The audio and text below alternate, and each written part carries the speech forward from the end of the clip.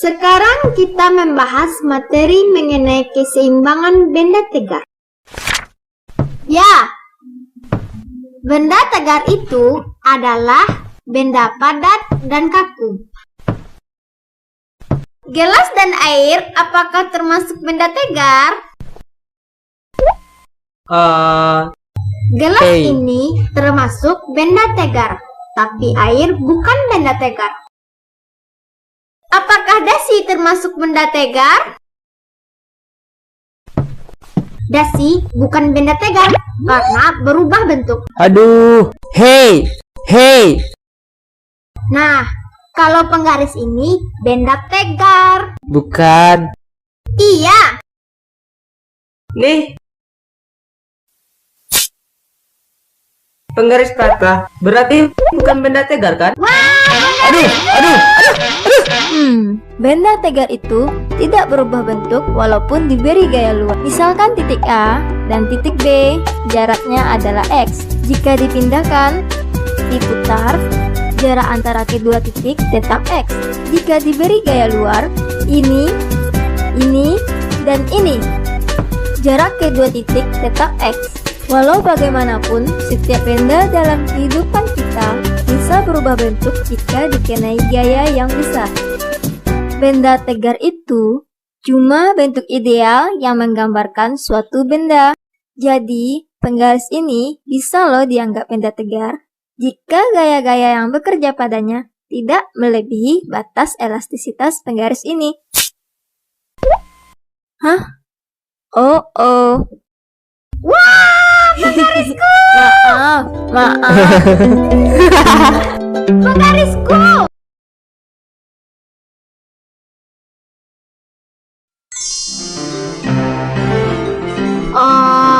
Apa itu keseimbangan?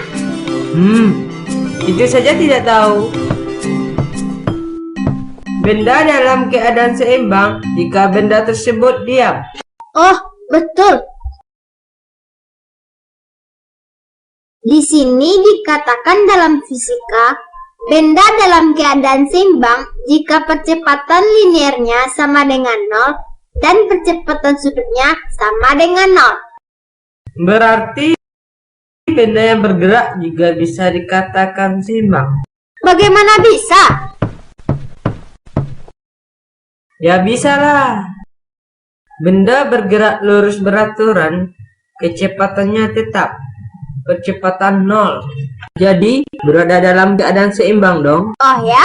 Keseimbangan ada dua. Keseimbangan statis dan keseimbangan dinamis.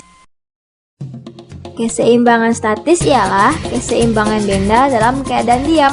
Kecepatan linier sama dengan 0, kecepatan sudut sama dengan 0. Keseimbangan dinamis ialah keseimbangan benda dalam keadaan bergerak, bertranslasi dengan kecepatan konstan, atau berotasi dengan kecepatan sudut konstan.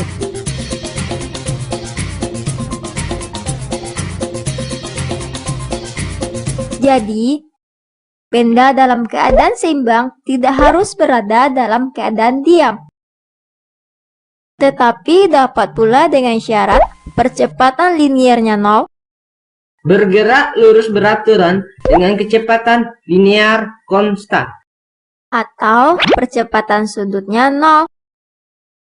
bergerak melingkar beraturan dengan kecepatan sudut konstan. Oh, Aku pintar kan? Itu saja tidak paham. aku mengerti kok. Nah, keseimbangan yang dibahas di sini adalah keseimbangan statis, di mana benda dalam keadaan diam, yaitu percepatan linier sama dengan 0, kecepatan linier sama dengan konstan atau 0, namun karena diam, maka kecepatan linier sama dengan 0. Serta percepatan sudut sama dengan 0, karena diam, kecepatan sudut sama dengan 0. Resultan gaya yang bekerja pada benda sigma F sama dengan massa kali percepatan. Kecepatan sama dengan 0, sigma F sama dengan 0. Resultan dengan gaya yang bekerja pada benda, sigma tau sama dengan momen inersia kali percepatan sudut. Alpha sama dengan 0, sigma tau sama dengan 0, sigma F sama dengan 0. Resultan dengan gaya yang bekerja pada benda, sigma tau sama dengan 0, sigma tau sama dengan 0. Resultan dengan gaya yang bekerja pada benda, sigma tau sama dengan 0, sigma F sama dengan momen inersia kali percepatan sudut. Alpha sama dengan 0, sigma tau juga sama dengan 0. Kenapa sigma tau juga harus 0? Sigma fx sama dengan 0, benda seimbang statis. Sigma fy sama dengan 0, benda juga seimbang statis. Tapi coba lihat, resultan gaya sigma fy sama dengan 0, namun benda tidak berada dalam keadaan statis. Benda berotasi.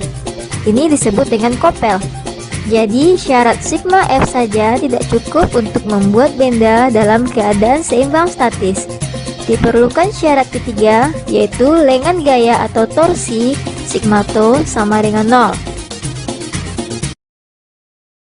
Hihi, seperti contoh, resultan gaya Ayu dan Aza sama dengan 0, benda dalam keadaan seimbang.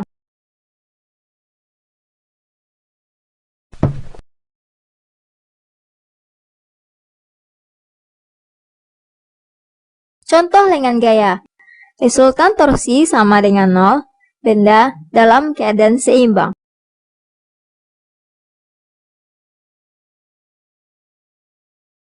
Jadi, syarat keseimbangan statis adalah resultan gaya sama dengan 0. Resultan torsi sama dengan 0. Ya begitulah. Sok tahu. Ya.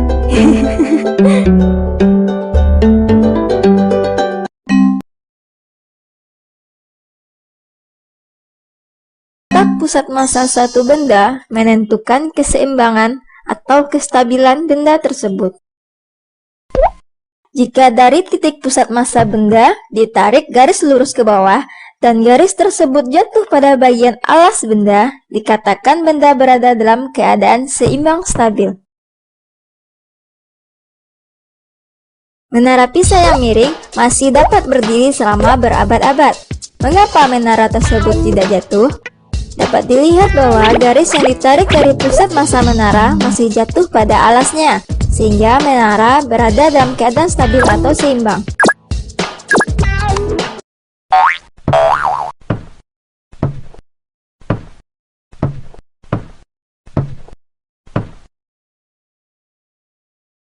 Agar tidak mudah terguling, benda dirancang dengan dasar atau alas yang lebar dan titik pusat massa yang rendah.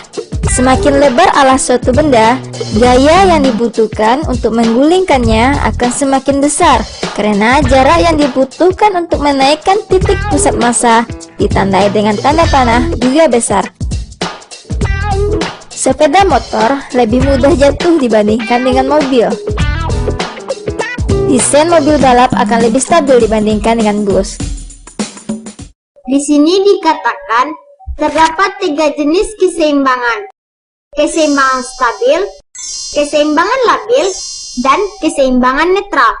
Tapi maksudnya keseimbangan stabil ialah keseimbangan yang dialami benda di mana sesaat setelah gangguan kecil dihilangkan, benda akan kembali ke kedudukan semula. Lihat, titik berat benda bergerak naik.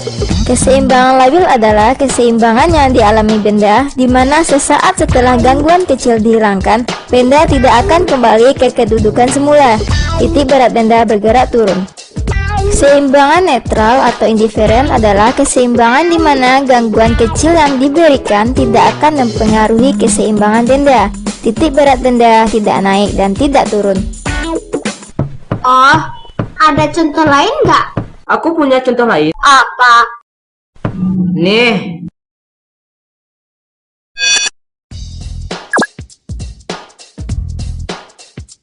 Corong berdiri dalam keseimbangan labil.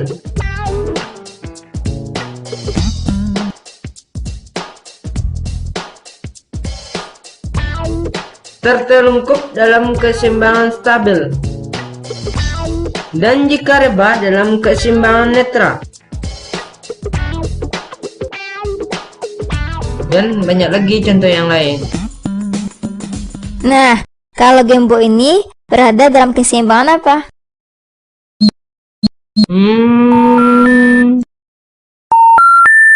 Aku tahu, keseimbangan stabil. Iya dong, jika diberi gangguan, ia akan kembali ke posisi awal. Lihat, titik beratnya naik. Iya. Yeay, benar.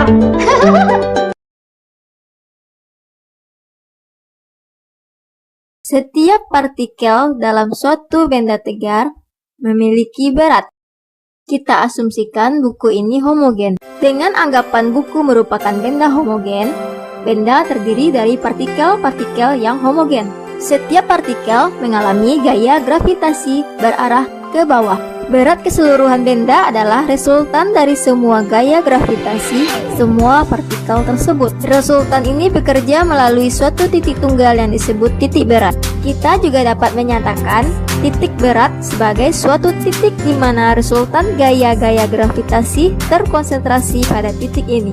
Tumpulah benda tegar pada titik beratnya, maka benda dalam kondisi keseimbangan statis dan tidak akan jatuh.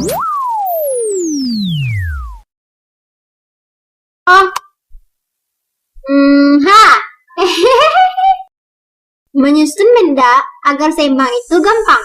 Caranya adalah dengan menopangnya pada titik beratnya.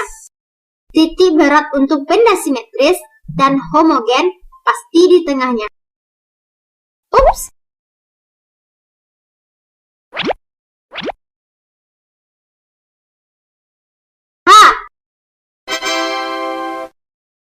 Penggaris kalau ditopang di tengah akan seimbang. Titik berat benda yang beraturan pada umumnya terletak di tengah. Betul kan? Di tengah. Pulau Papua? Kalau benda yang tidak simetris, titik beratnya di mana ya? Aku tahu. Begini. Pilih sembarang titik. Gantungkan benang yang telah diberi beban melalui titik tersebut. Buatlah garis sepanjang kedudukan benang. Kemudian, pilih titik sembarang yang lain. Gantungkan benang dan tandai sepanjang kedudukan benang.